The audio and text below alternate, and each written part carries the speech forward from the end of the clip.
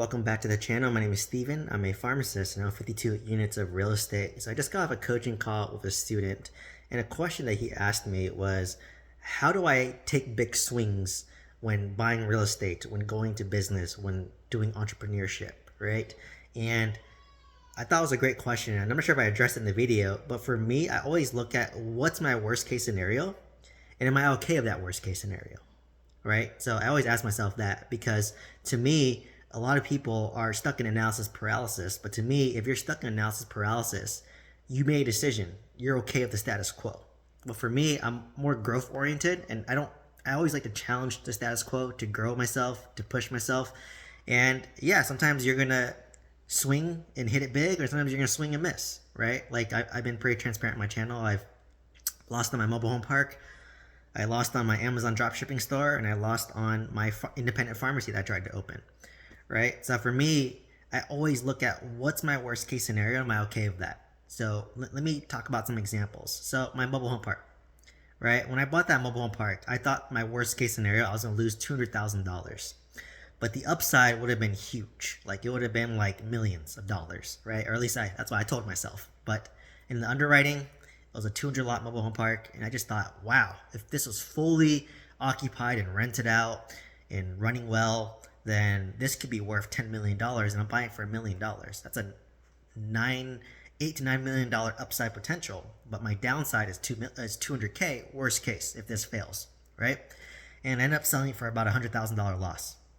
So I asked myself, am I okay losing $200,000? And probably get stressed, which I was, and all that, right? So I just thought, okay, worst case, I make $200,000 as a pharmacist. That's just one extra year of income of me working at W-2 that I work for free, right? But if this does well, then I can retire from my W-2 permanently, right? If I make $9 million or $8 million on a deal, I don't have to work anymore, W-2.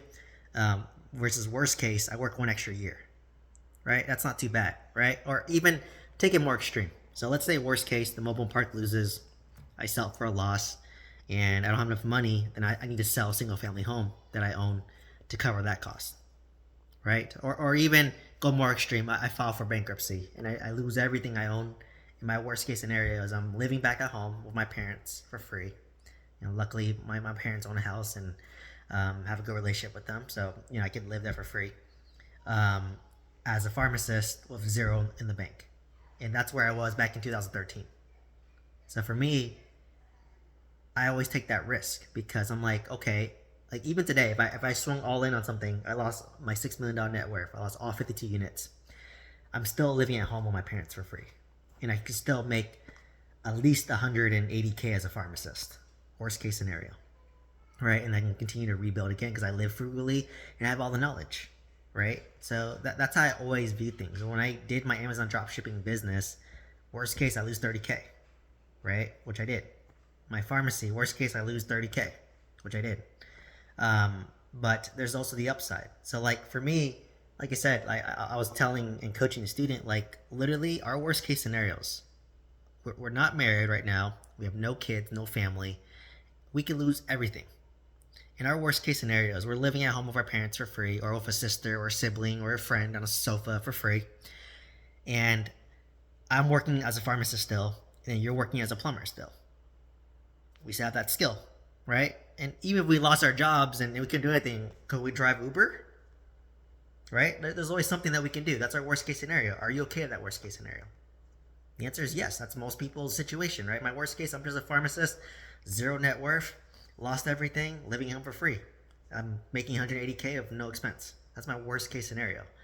So why not take a swing, right? Like because I swung and bought real estate slowly over time since 2017, I built up my net worth, right? And now, because I built up my net worth, I don't have to take as big of a swing, right? So, as I've built more and more wealth, what I focus on is the downside, not the upside, right? Like I'm not like, oh, I'd rather, if I can buy a piece of real estate that I'm guaranteed not to lose, but my upside's less, I'd take that any day, right? That's a no-brainer. Like imagine my worst case is I lose no money, and my best case is I make $1 million.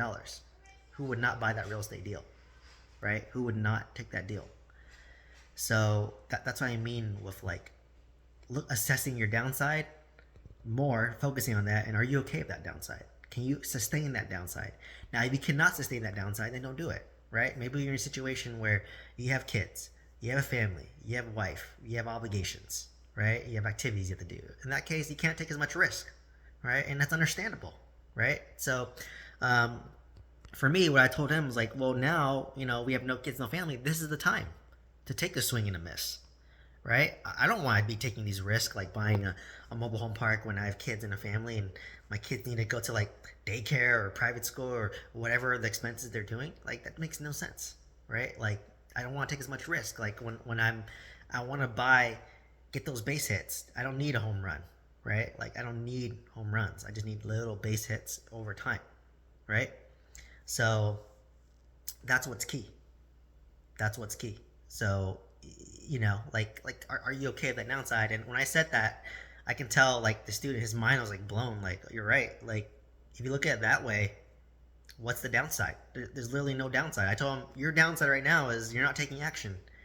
And if you're okay with the status quo, that's okay, right? But if you want to buy real estate, house hack, like the student, he's lucky. He's in a market where literally you can buy a fourplex for like $500,000, right? And we ran some numbers. I mean, it may not have been a good area, but like just conceptually, if you can buy a fourplex for $500,000 and you live in one of those units, right? Rent out the other 3 units for $1,000 each was kind of the market rent. If you put 10% down on this deal, which is $50K, maybe $60K if you include some closing costs, you put $60K down.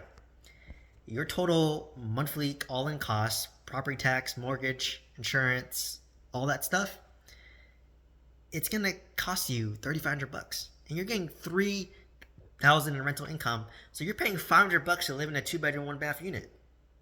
And guess what? He's currently renting, and his rent's $700. So I'm like, it's almost the same cost, right? And another thing is, I told my student, I'm like, you have an unfair advantage. You're a plumber. Like, that's the biggest expense in a house is plumbing issues. You're able to fix it yourself, right? It's plumbing and HVAC and electrical are probably the big 3. You can do one of the big 3, plumbing. And the plumbing is the most common one, I would say. Like plumbing, it's more often water heater breaks, clog, flood, pipe burst, right? HVAC, it's once every like maybe 15 years, but it's expensive, right? Electrical, once every 15 years, expensive. So I'm like, there's literally no risk, right? Okay, basically you now own this property and you're paying $500 a month to cover this property, but you're already paying $700 a month for this. And worst case, like if let's say a tenant doesn't pay you, then maybe you just have to pick up extra gigs as a plumber, or for me, extra shifts as a pharmacist. Or worst case, if you lose it all, you lose everything. Well, you're living at home for free again, right? So it's really like, what's that downside? And once we analyze it, he's like, wow, yeah, there isn't really a downside. There isn't really a downside, right now, right? Obviously, if I have kids and a family, I can't just go bankrupt. I mean, even if I did, even if I had kids and a family went bankrupt, I could live at my house for free, my parents' house for free, and my future wife's parents' house for free. That's our worst case scenario. We're not going to be homeless. We're not going to be starving. We'll be okay, right? So that's the power of looking at your downside. So why not take the shot, right? I swung and missed mobile home parks, and now I know I'm not gonna buy a mobile home park anymore. But why not, right? So really that's kind of what I wanted to share. So this really helped the student with this mindset, and hopefully this will help you, right? And that's the goal. Is in my inspiration for this YouTube channel is to destroy your limiting beliefs so that it's possible, right? And this is a plumber.